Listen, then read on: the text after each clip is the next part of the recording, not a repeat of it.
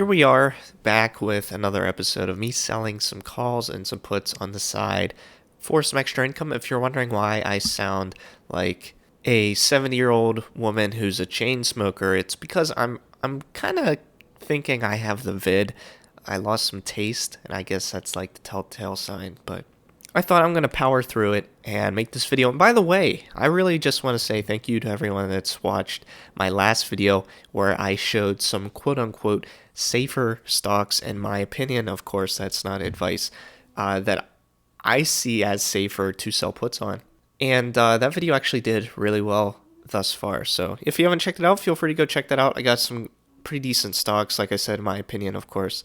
If you're wondering what are some maybe stocks to consider in the future compared to some that you might have seen on this channel, you might think I'm batshit crazy. And I started selling puts on a stock that I haven't sold puts on a while. We'll touch upon that. And another stock of mine that I hold a lot of shares. And I also sold some puts on this company recently. An investment firm just shorted the heck out of it and wrote up this thesis. And we can talk about that really quick. But just to show you some of the highlights so far in the month, this is my spreadsheet if you're new. On the left here is all the ticker symbols, and then we have what I got in premium. This is the expiration date. This is the strike price, and then what kind of trade it is, and then did it get assigned or not. If it's blank or null, then nothing's happened yet. It's still open. And here is total profit from that trade. And then this is the total profit for the month of December so far. If everything were to, expire unassigned, which I don't think that's going to be the case for some of these, like Astra, which is down pretty good right now because it just got shorted, and we'll look at that. So I might get assigned some of these shares, or I might buy to close some of these and pay a little bit just to get them closed. But that's what we're looking at so far. So let's talk about Astra. Astra was recently shorted by Kerrisdale, if I'm pronouncing that correctly, Capital. They came out with this nice headline, headed for disaster.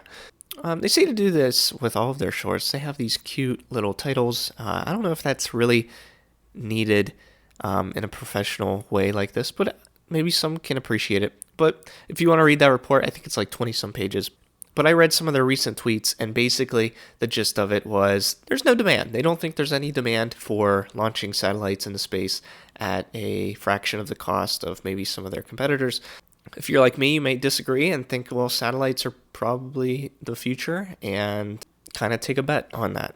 And as I was searching for this particular site, I found another article on Yahoo Finance. This just so happened to come out yesterday, right after the short report, that Rosen Law Firm encourages Astra Space investors with losses to inquire about a class action investigation into Astra, or its SPAC name, Helicity.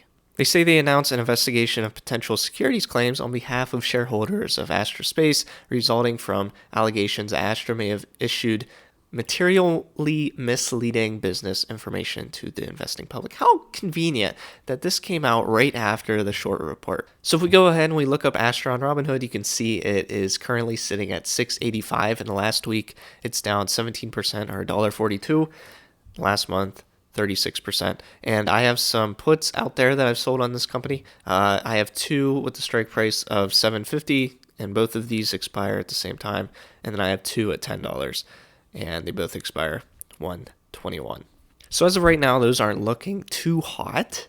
So there might be one that either I lose money on if I have to buy the close at a higher price than what I was paid in premium, or I just let them get assigned and hold on to the stock. But another stock I started selling puts on more recently, I've done this in the past with this stock, but not recently until now, is Tattooed Chef. Tattooed Chef, MarketWatch has this nice article where I guess it's just a short interest view where it shows you the most shorted stocks, and we scroll down, you can see Tattooed Chef is actually in the top like 20 here, and its float that is shorted is 33.8%, which is pretty massive.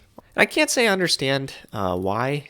I have tried Tattooed Chef's products. I actually thoroughly enjoy them. I'm not like some vegan or vegetarian or anything like that, and I actually really enjoyed their enchilada bowl. I think it's one of the best frozen meals I've ever had, period.